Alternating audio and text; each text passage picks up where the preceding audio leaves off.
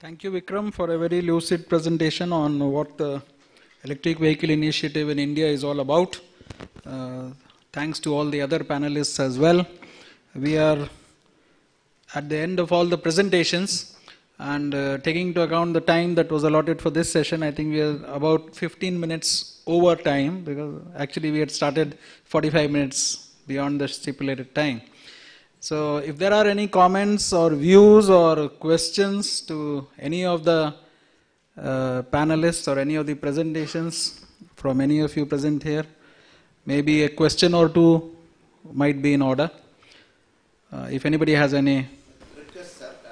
Very laudable program, the National Mobility Plan. All stakeholders be taken care. Part of this. Only missing link is the utilities, actually the electricity distribution companies. So maybe you may like to bring them in.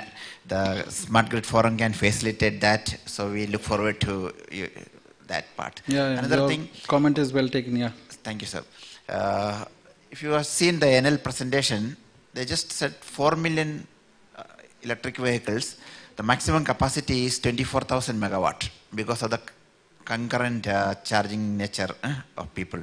So here when we are talking about 250 megawatt, yeah, but the total including, I mean, no, two-wheelers is 2 million which you are targeting. So about 150 to 260. Yeah, I think maybe we may.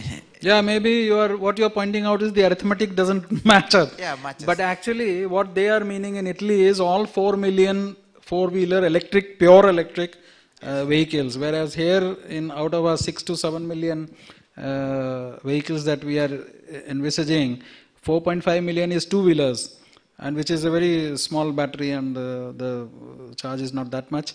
And in the four-wheelers, mostly we are 1.5 million odd four-wheelers that we are envisaging or projecting. About most of it will be in mild and plug-in kind of hybrids, not pure electric. So I think the mathematics might be little, but yeah.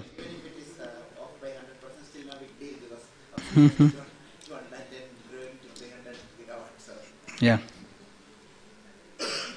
Any other opinion or comment or query? Yes, please. One of the roadblocks that we are going to find in electric vehicles, or which we are finding today, is the price of the vehicle compared to the electric vehicle.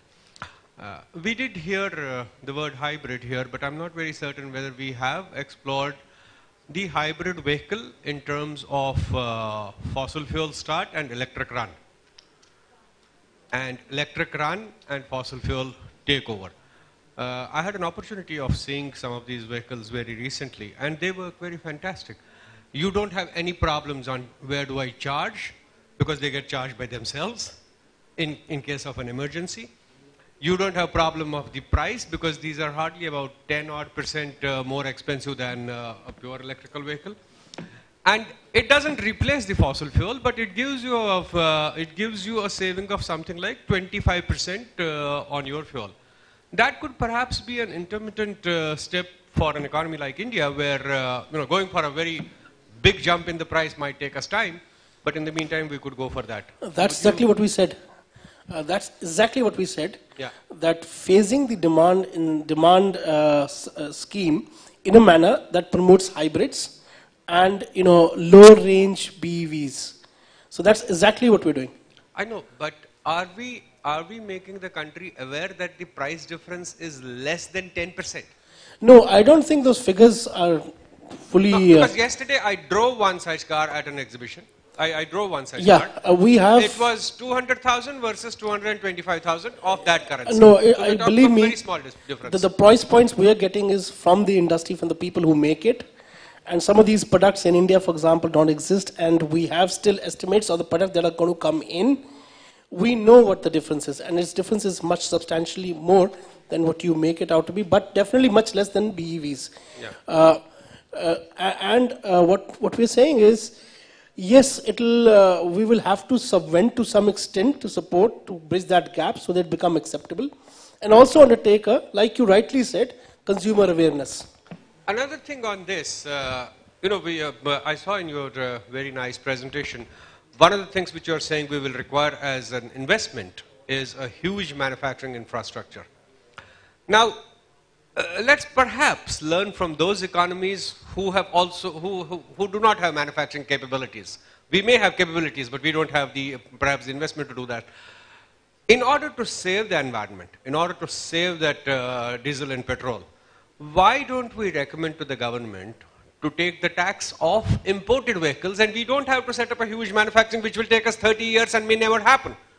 If we could import those vehicles on a duty-free, then you are saving that much of petrol which you showed. You are still importing by 2020 45 million, making 45 million vehicles. Number one. Number two, you are putting your industry in a spot where they don't transit to a new technology and therefore in 8 years become obsolete. No, but right now your industry is killing the country by virtue of making it a diesel-based economy. Can I just complete? Can I just complete, please? Right. Manufacturing of these vehicles is actually replacing an IC engine vehicle that have been sold. So you're not really, impacting the environment that bad. But most importantly, like the gentleman there mentioned, it's about jobs. Ultimately, it's about jobs. With the kind of demographic profile we have for the country, we're going to have huge number of young people coming into the employable age group. Your services sector can't take care of it, especially your particular socio-economic background people.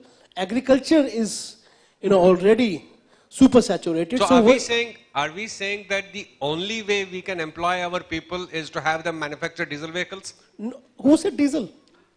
So then, and are we saying that because we do not have the money to manufacture diesel vehicles, electric vehicles will continue to manufacture diesel vehicles? Neither are we saying that, neither are we saying the other thing. No, let me just intervene. I'll clarify.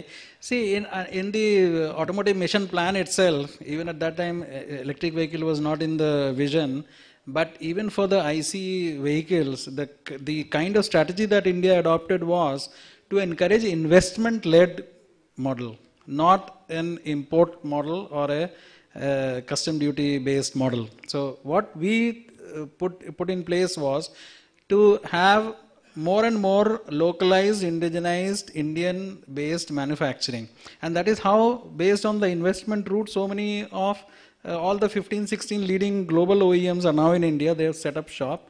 And even some of the manufacturers from Europe and the US who initially started from either CKD or this thing, they are now going on to larger and larger assembly based kind of units.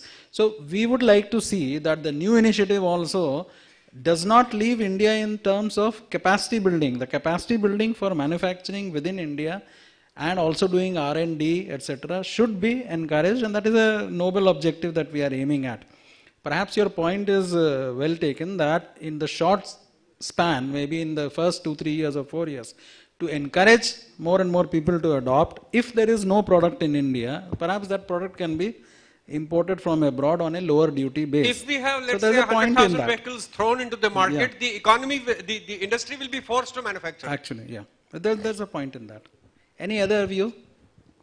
Or we'll wrap up this session? Yeah? No. I think we'll wrap up this session with these good comments and views. I once again thank all the panelists, and I thank FICCI for having organized this very meaningful and very topical conference, which is the buzzword now. And we hope a lot of good takeaways would be there from this conference. And we hope to keep on the good work that is going on in the electric vehicle initiative in India. Thank you.